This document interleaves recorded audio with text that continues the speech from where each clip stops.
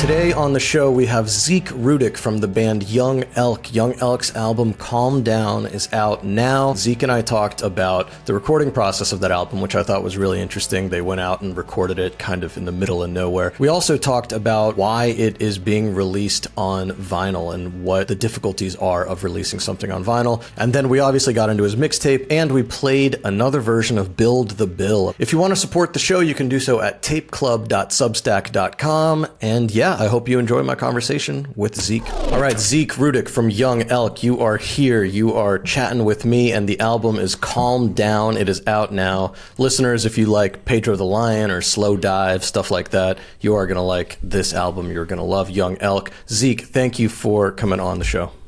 Yeah, happy to be here. Thanks for having me. So let's start by talking about Calm Down. So tell me a bit about the recording process for Calm Down, how long it took to record, where it was recorded. I think you haven't released music in a while, so this one it took a while to get together. Is that right?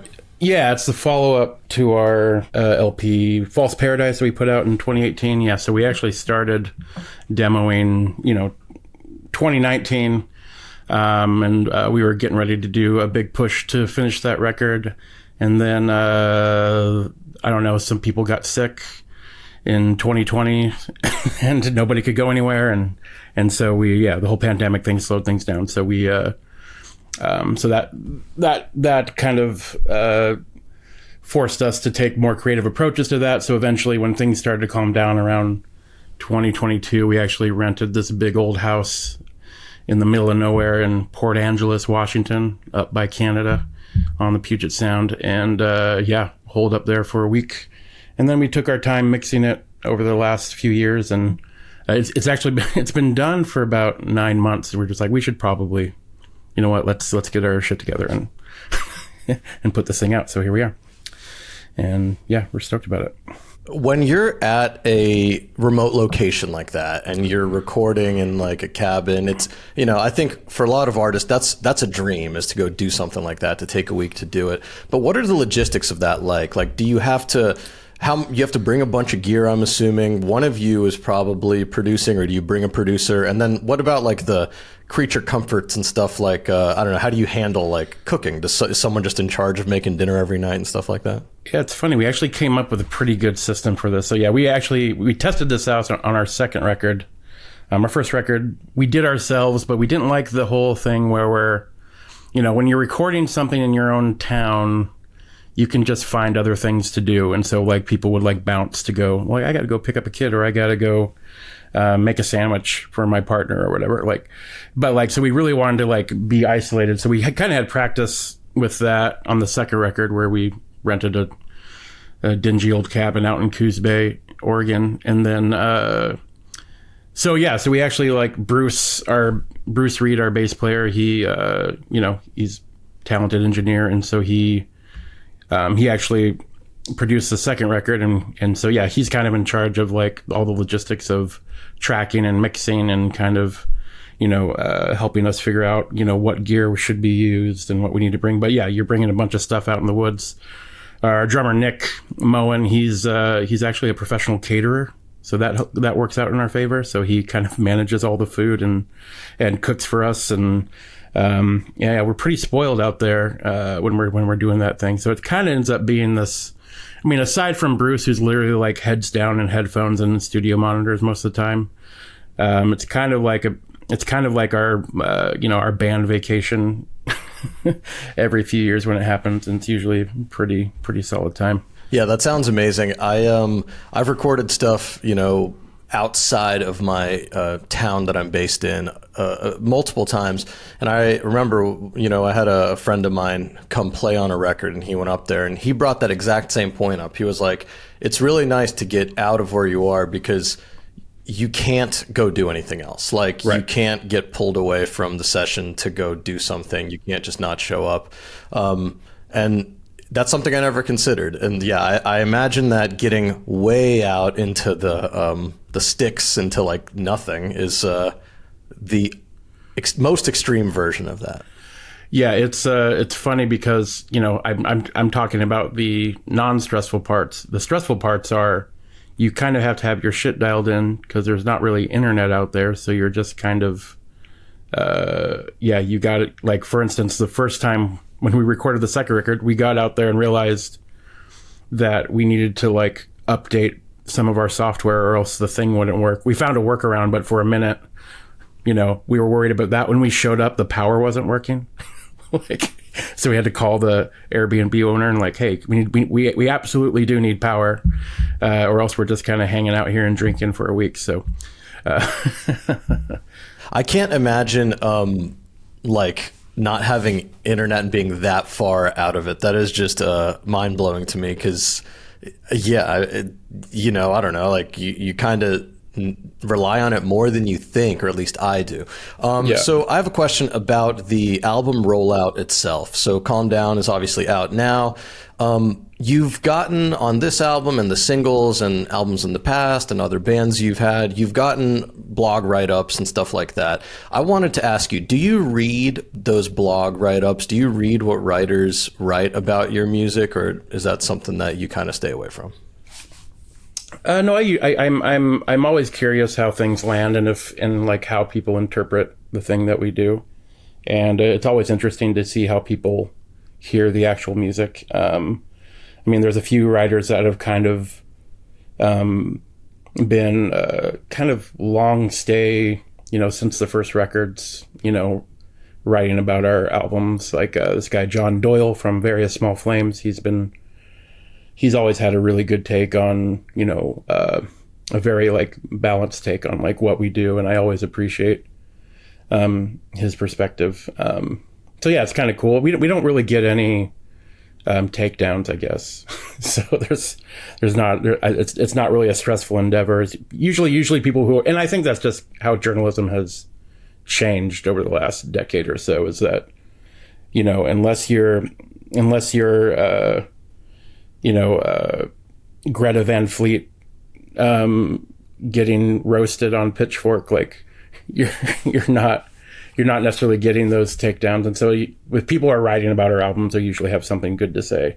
And I don't really read into the like stuff they don't like about it too much, because I understand that like, I'm a writer of bummer tunes, and that doesn't resonate 100% with everyone all the time. It's kind of a flavor. So, yeah. So I think that you're right. There's not really a lot of that negative writing. There's not a lot of criticism that goes into music writing anymore, specifically with smaller acts. I think bigger acts, obviously, if you're like touring and selling out like arenas and shit, people will be critical of you, and that's cool. Like you can take that. There's just no reason to like be critical of small acts. It just doesn't make any sense. Like, why are you doing this? You know what I mean? Have you ever had any write-ups where, you've read them and you've kind of been like, wow, thank you for writing about this, but you kind of missed the point? I think the first 7-inch we put out, it was like our first review ever. I don't even remember. It was some small blog in Washington State, but they were bummed that our songs didn't take them on a journey. And I never understood what that meant. If you're out there, sorry, I'm very sorry about that. But that was a weird one. But overall, we've had people be pretty kind to us. I mean, we've had people who did not write about our stuff that sent notes that were like the funny thing about the second record was we got a lot of writers who told us why they weren't going to write about our stuff, and it was like it's just too goddamn sad. I'm like, all right, I could respect that. Yeah, there's a website out there. I think it's Submit Hub is what it is, but it's like a website where you can, I guess it's really weird. It's almost like, it's not necessarily payola, but it's just a strange concept. You pay money to submit your song to writers, and then they'll tell you if they want to write about it or not, or put it in a playlist or not.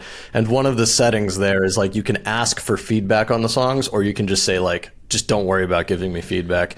I feel like in the past when I've used it, I've just been like, you don't need to tell me why you don't like it. You can just say no. I don't need to hear like about the part you don't like about the song, Well, they used to not give you that option, because we have used that in the past, and I remember just like reading those, like just bracing myself for the like, okay, we got some rejections. Let me see their one line answer.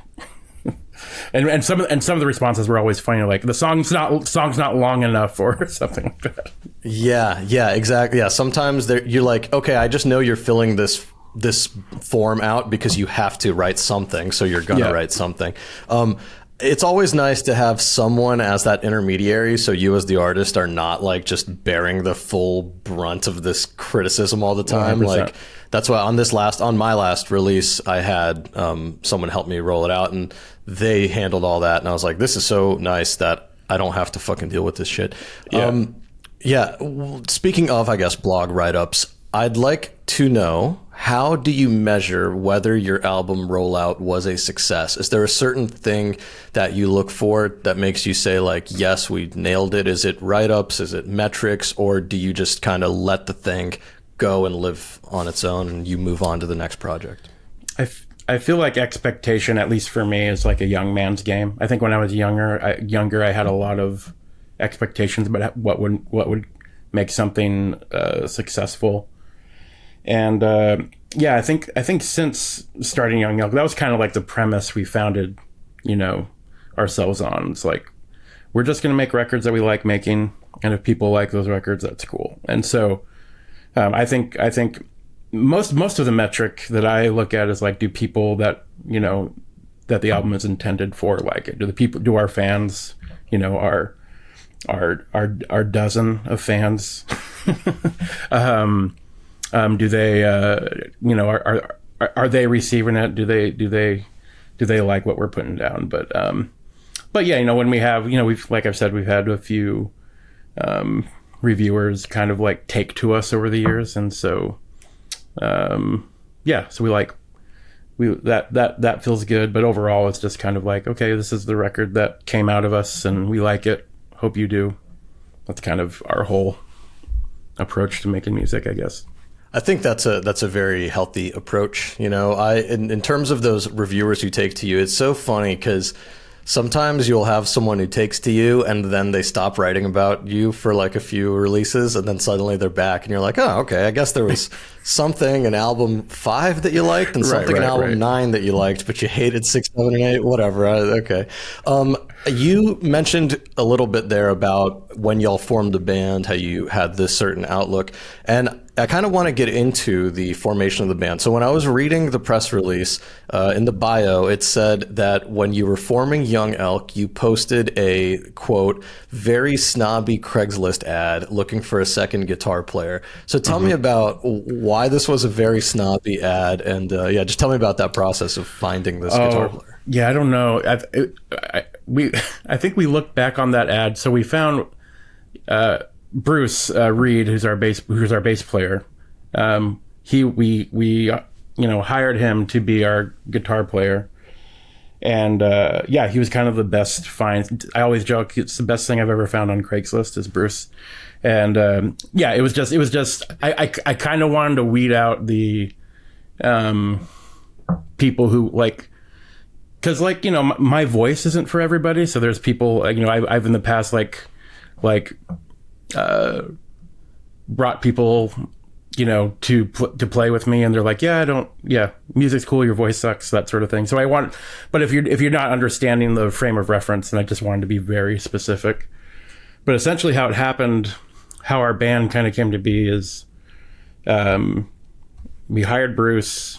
We had like 2 practices with him on guitar and our now guitar player Tony on bass. I got really sick. Like I got a really bad lung infection. I was in the hospital for a month. And while I was in the hospital, those guys decided to switch because like Tony is like a phenomenal guitar player, like virtuoso, genius. He'll hate that I'm saying all this. And then, Bruce is an incredible bass player, musical producer, thinker. And I got out of the hospital and we had our first practice and they just switched. And I just kind of like, okay. and that's just kind of how it's been. I'm glad that it stuck. I'm glad that they made the executive decision to switch without you knowing or whatever. So you guys have been around for a while, I think about 10 years at this point. How has your experience with the music industry or your local scene or even scenes you're part of online, how has that all changed in the last decade? I imagine it was a very different musical world for you in 2015 than it was currently in 2025. Yeah, I think, much of that time, we were solely Portland based. There was a period of time where I moved to Seattle. But yeah, mostly we've been in Portland. And I think, I think what's been consistent is that we've never really had a home, so I think we've kind of carved out some, like, we were like not punk enough for the punk people and not shoegazy enough for the shoegaze people and not indie enough for the indie people. And we were just kind of occupied this weird middle space. But I think it's just been, as we watched the city change, it's been, interesting to see how Portland has, shifted away from it. It used to have this very like gatekeeper vibe to the city where it was, there was, a cluster of about 10 bands who played all the, good venues. And now that's kind of becoming a bit more democratized. There's a lot younger bands who are coming up. A lot of those older bands have kind of either stopped doing their thing or they're doing something else entirely, but there's like a contingency of a lot more DIY venues in town. People are like throwing shows under the Hawthorne Bridge, which is,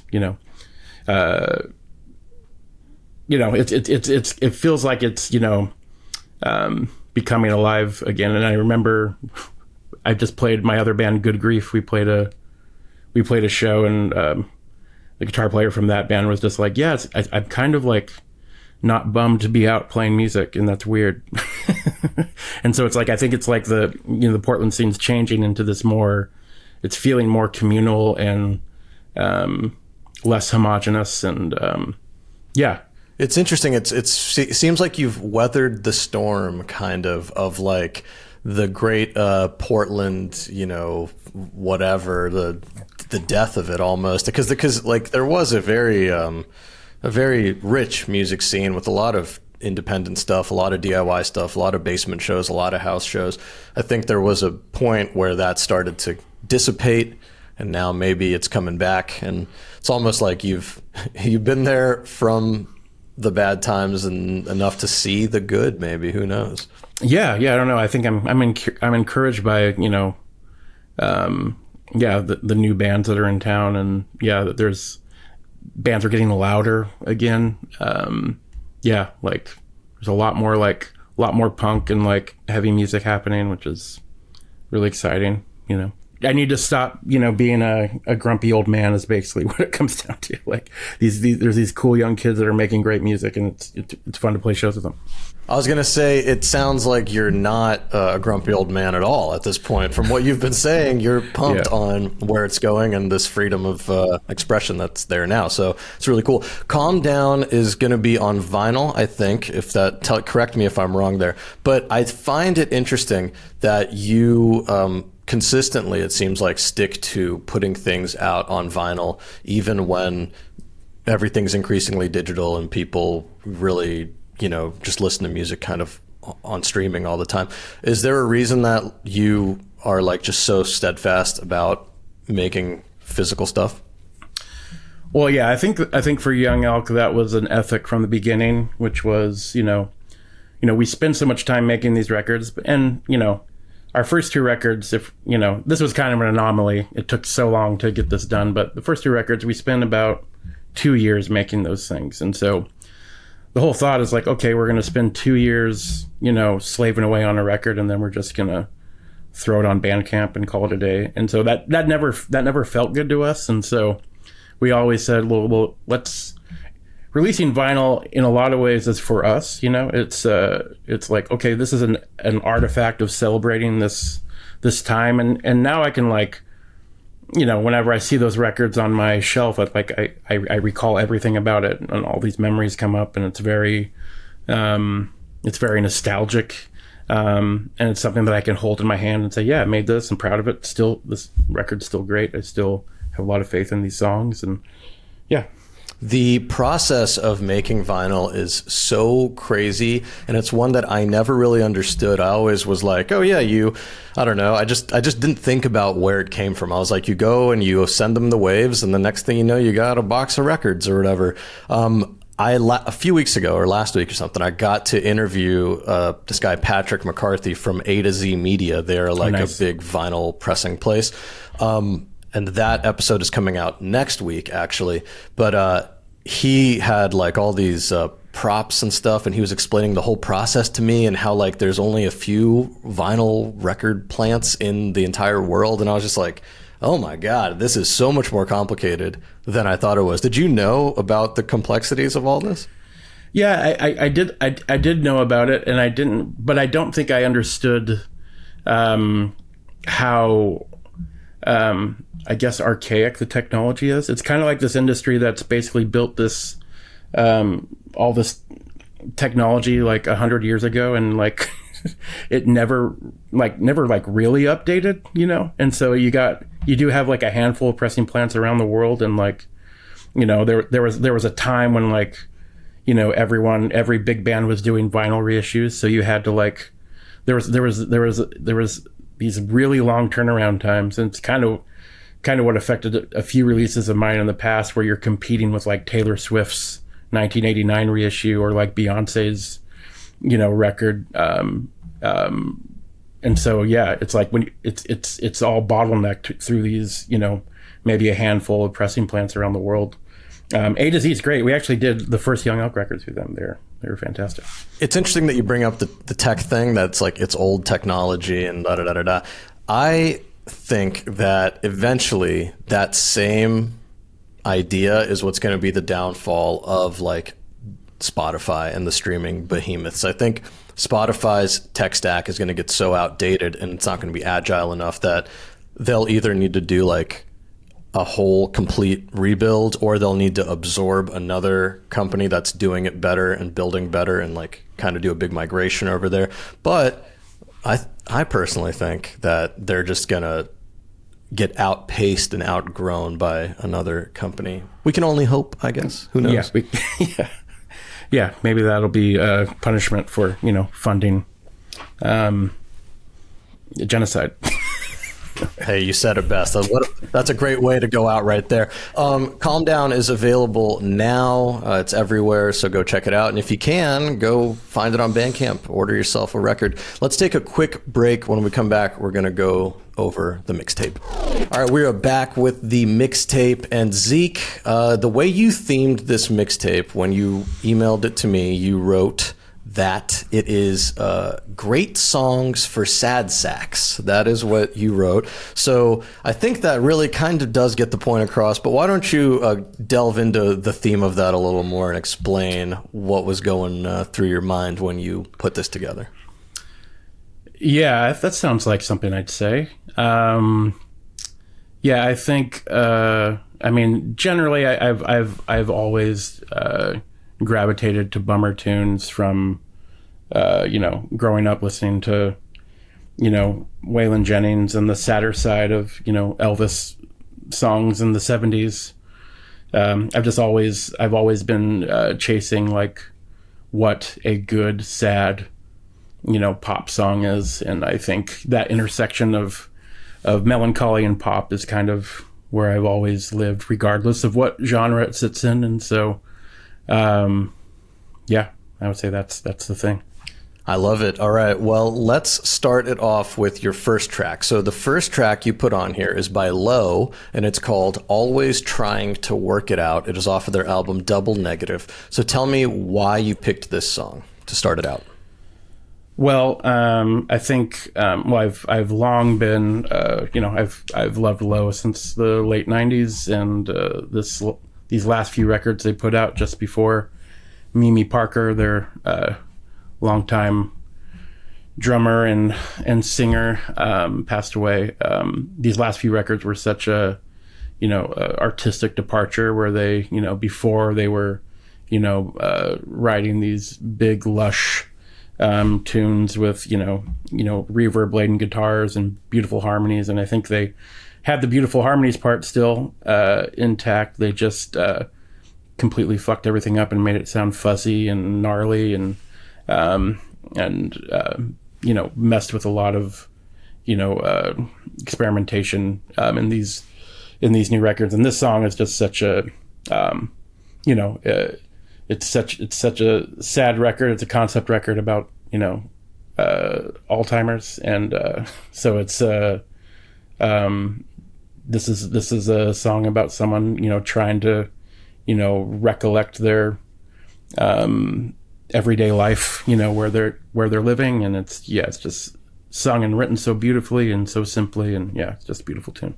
It is a sad one. It is a brutal one. When I saw that you put Low on here, I was expecting something a bit, I guess, like, I don't know, like bigger, for lack of a better term, because I'd heard maybe a couple songs by Low. I don't know anything about them. And then I heard this one and I was like, whoa, this is different than what I expected. It is a great tune, though. Let's listen to a little bit of it. Here's Always Trying to Work It Out by Low.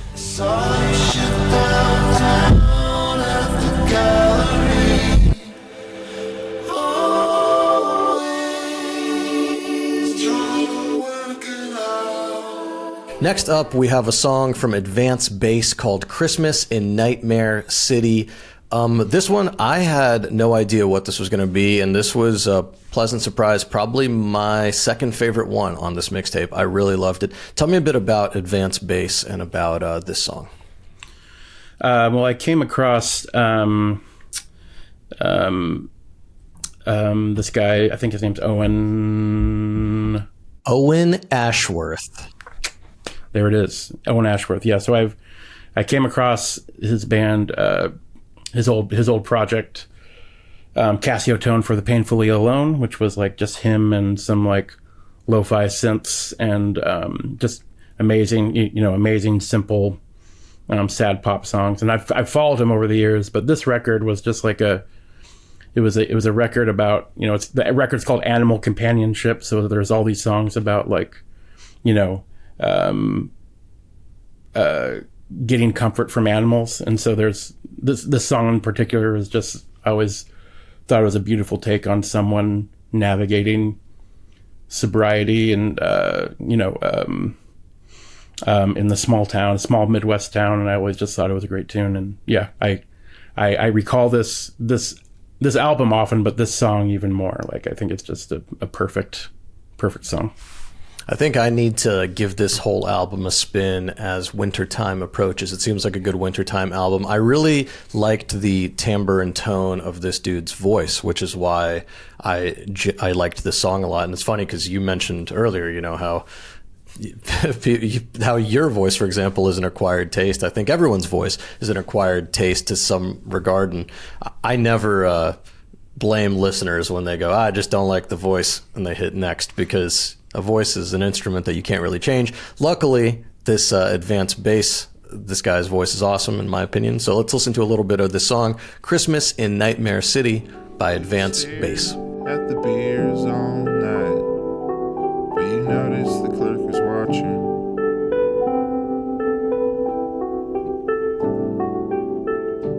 Gary's beautiful. Next up, Neil Halstead with Palindrome Hunches. And I think this is the one that actually is my favorite off of this mixtape. So a great 1-2 punch with Advance Bass into this Neil Halstead song.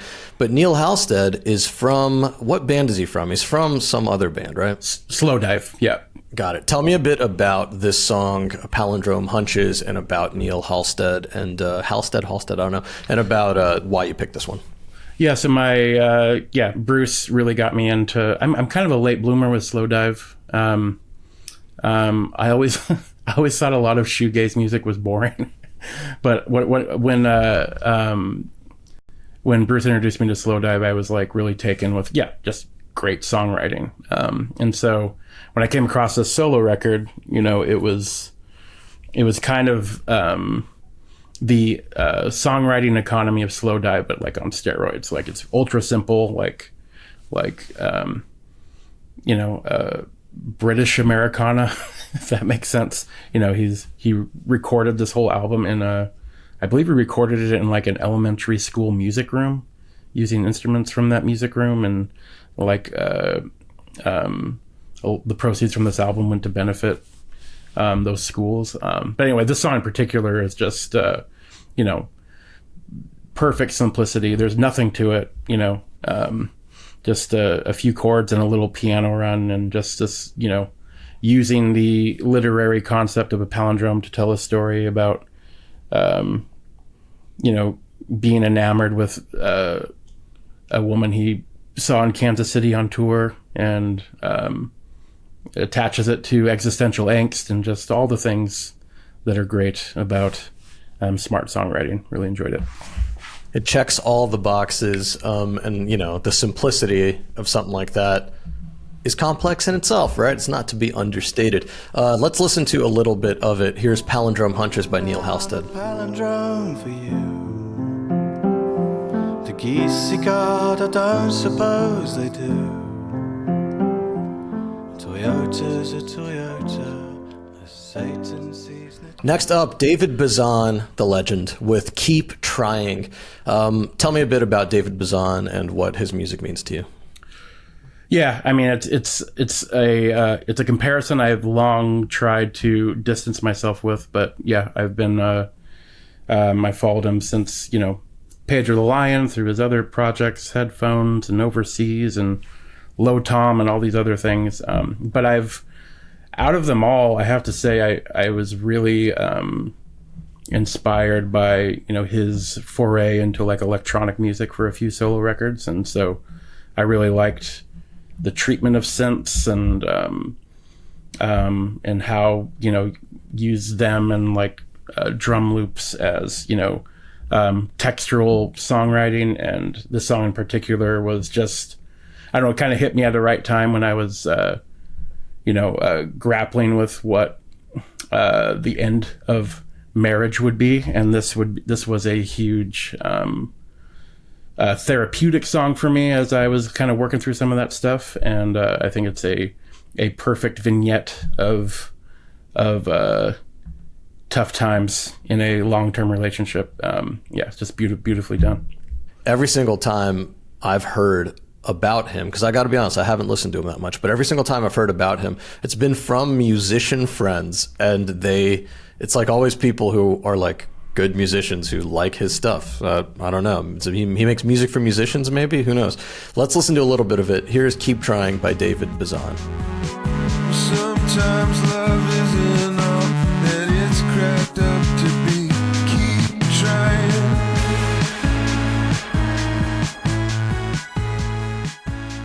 Next up in this, I'll just say it. This is like a little 3-artist run of just like legends. This one is Jason Molina, Magnolia Electric Co. The song is Northstar Blues. So tell me a bit about this one. Well, yeah, I would say Molina is arguably the king of the bummer tune. And I think this one is oddly non-specific, because I have a long relationship with Songs Ohio and Magnolia Electric Company. Got me through some tough times, and this one I just, something about the melody and the pedal steel and the treatment of this kind of like long, I think the only, like, Jason Molina is one of those guys that you could use the word meandering and it would be a good thing, because I think the way some of his vocals, they're kind of like, there's a lot of movement, there's a lot of there's just so much character and soul in that meandering that it just kind of like hooks you. You just want to go where he's going, and I feel like with Northstar Blues, this is one of those songs where you're just like I've always been hooked on that opening melody. With his vocals, that's another thing, right? We're talking about vocalists and their certain cadences and what they bring to the table. His vocals, I think, set the stage for a lot of what is happening currently in like modern kind of whatever, maybe the word is y'alternative. I've heard that before, but like in modern DIY indie stuff where like people's voices are breaking when they sing, but like in a controlled way. It's almost like every time I hear any of that, I'm like, man, I feel like Jason Molina kind of is the godfather of this sound. I mean, yeah, like him and like Will Oldham, you know, Bonnie Prince Billy, that cluster of people. Yeah, I think those are the godfathers of that. Yeah. It's cool to see it getting its recognition in the mainstream, but then again, who knows if it's even the mainstream? Like I would consider, you know, stuff like MJ Lenderman like the mainstream, right. But then I could ask 10 people out. I could go outside and ask 10 random people, and no one would know who it is. So who the hell knows? Let's listen to a little bit of it. Here is Northstar Blues by Magnolia Electrico.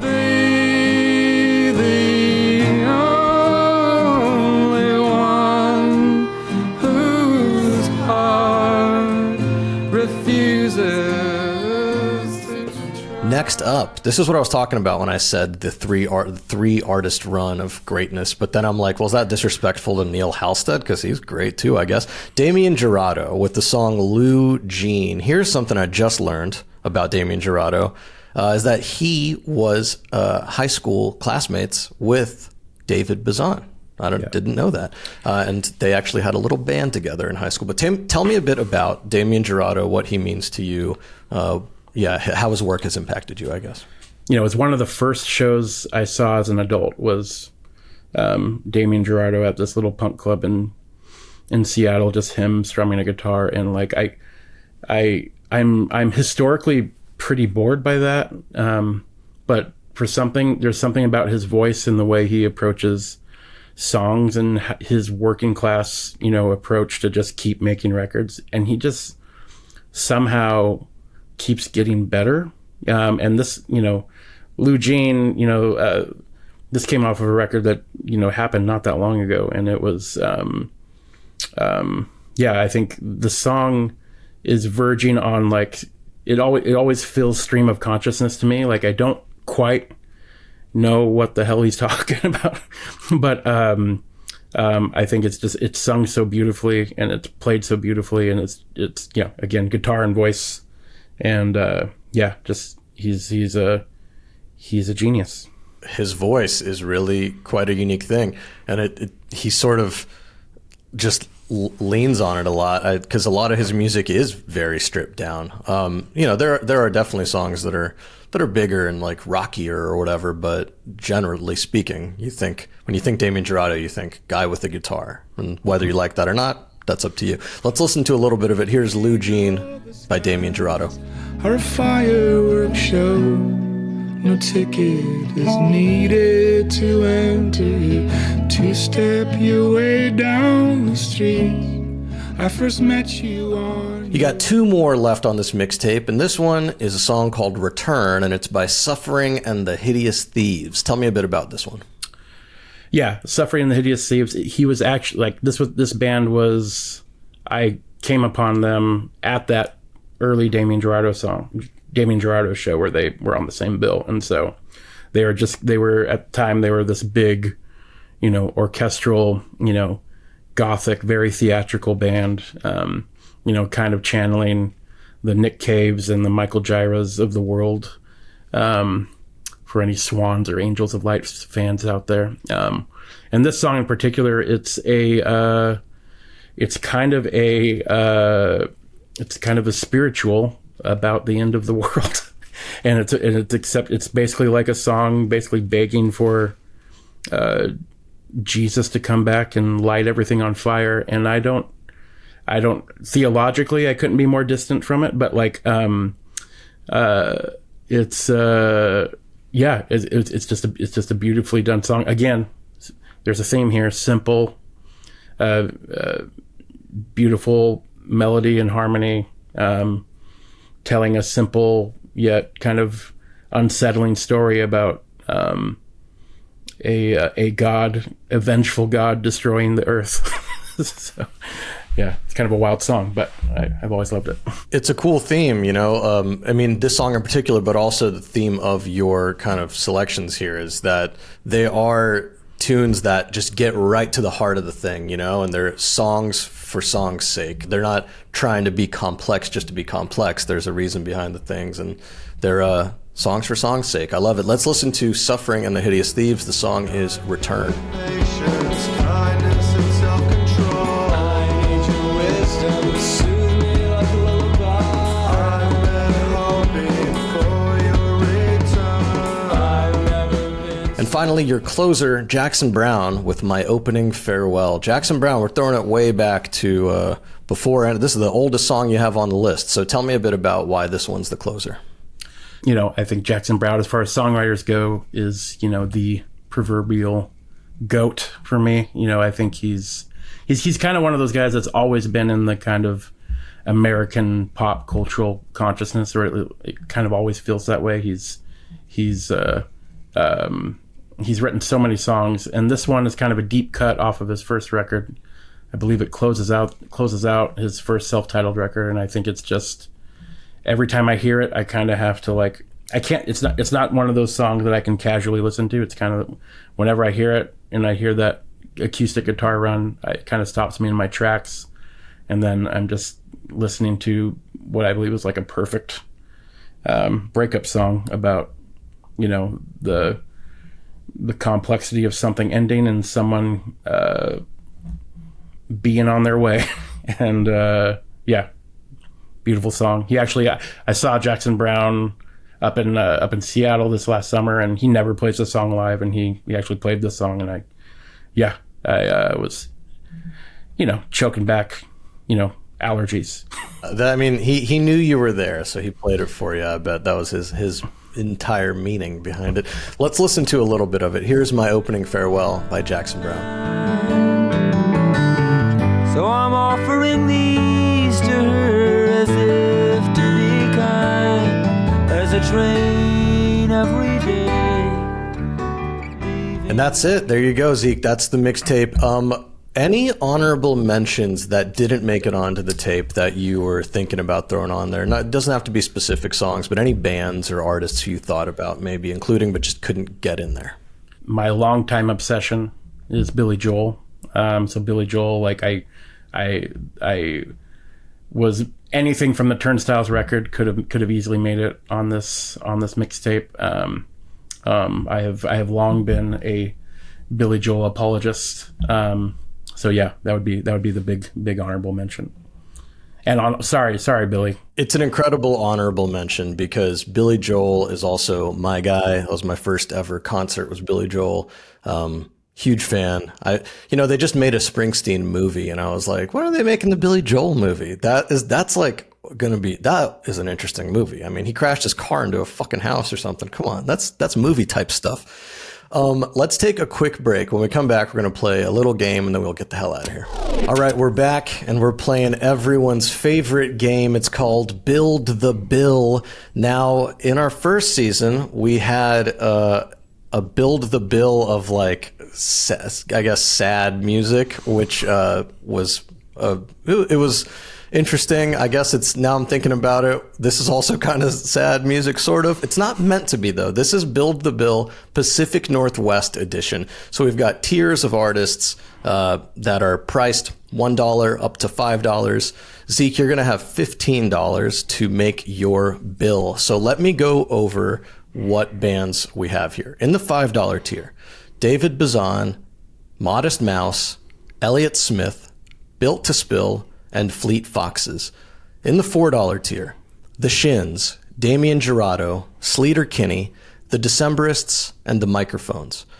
In the $3 tier, The Halo Benders, Carl Blau, Dead Moon, Bikini Kill, and Heat Miser. In the $2 tier, Typhoon, Youth Lagoon, Chastity Belt, The Dandy Warhols, and Quasi. And in the $1 tier, finally, last but not least, the best value down here, you got Wipers, The Head and the Heart, Sunny Day Real Estate, Ila Bamba, and The Ventures. A throwback there. So Zeke, tell me a bit about what you're thinking when you look at this rundown of artists, and are there any things that stand out to you? And then we'll get into your building of the bill.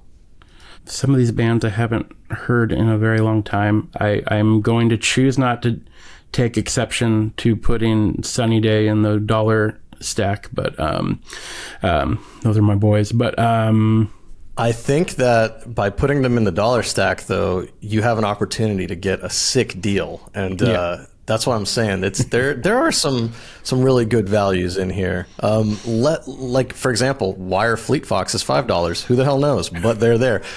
Zeke, why don't you go ahead and build your bill for me, and we will see what you come up with. What do you think?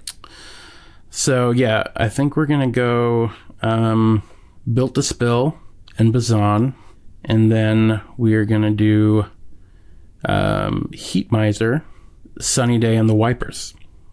And I think that would be an exceptional day of music. Yeah, that's like a little festival type lineup. That's a great way to spend the $15, I think.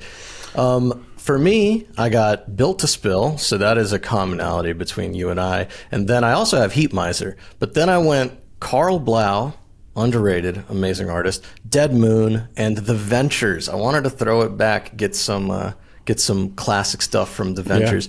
Yeah. You mentioned that Sunny Day Real Estate are your boys. Tell me a bit about your love for Sunny Day Real Estate, because I don't really know them that well.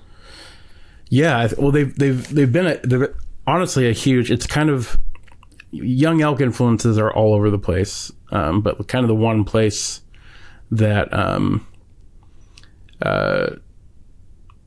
that we all kind of align is around Sunny Day Real Estate. In fact, the story earlier where the bass player and the guitar player switched, that decision was made at a Jeremy Ennick solo show. It was for those unfamiliar, singer-songwriter for Sunny Day Real Estate. It goes even further than that there was a period of time, and who knows, maybe it'll come to fruition one day, where we wanted to essentially do a note-for-note recreation of Sunny Day Real Estate's How It Feels to Be Something on record. We started down that path like, wow, this is insanely ambitious, but yeah. So we were and are still up to that task, I believe. So we will see if that happens. Maybe for like a 30th anniversary or something, we'll pull it together. Yeah, there we go. That would be an incredible thing to hear.